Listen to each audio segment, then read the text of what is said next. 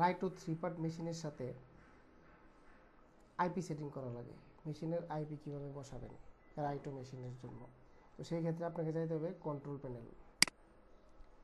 Control panel এখানে যদি না পান তাহলে যাইতে হবে এখানে যায় সার্চ বাটনে লিখবেন কন্ট্রোল। এই কন্ট্রোল প্যানেলে গেলেন, যাওয়ার পরে অনেক সময় অনেক পিসিতে লার্জ আইকন হিসেবে দেওয়া থাকে, তো আপনি এটাকে অবশ্যই ক্যাটাগরিতে নিয়ে আসবেন। ক্যাটাগরিতে আনার পর আপনি যাবেন view network and task manager. এখানে যাওয়ার পরে আপনাকে যাইতে হবে চেঞ্জ অ্যাডাপ্টার সেটিং।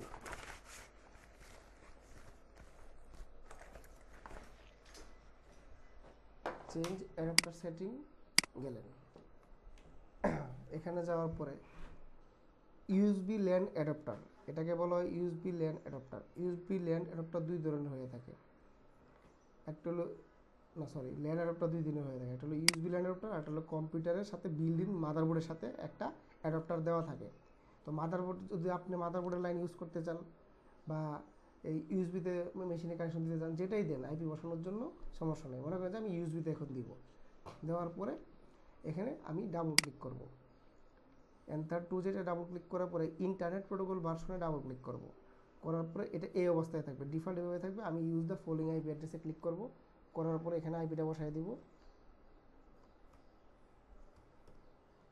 এই যে এই আইপিটা বসানোর পরে আমি জাস্ট ওকে দিয়ে দিব, দেওয়ার পরে বাস আইপি বসানোর কাজ শেষ।